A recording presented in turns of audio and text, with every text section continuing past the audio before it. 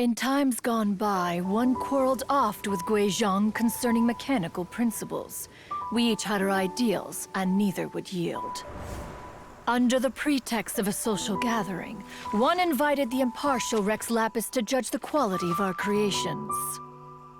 But Rex Lapis declared that Guizhong's Obscuro Vulpus mechanism was superior.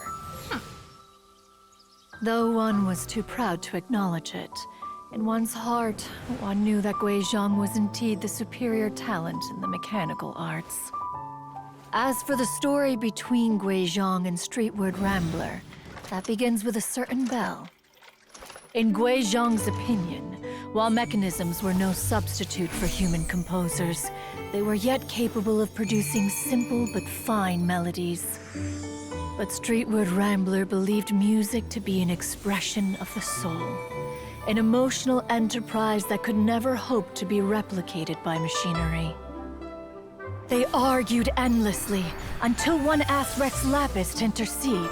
He confiscated the bell and designated it for ceremonial use.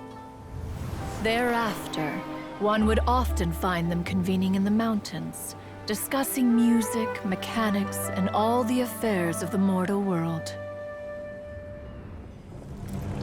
But these good times were not to last. War broke out between the gods, and soon engulfed the Guili Plains. Guizhong was overpowered by the enemy, and fell in battle. When Streetward Rambler and I arrived at the scene at long last, all that remained among the ruins was her lifeless body. After this, at Streetward Rambler's request, Rex Lapis granted her the cleansing bell for safekeeping. To honor our friend's memory, one made a few finishing touches to her ballistic device. Many lantern rites have passed since then. Many greetings and goodbyes. Upon what do you gaze? The Guili Plains? No. It's everything.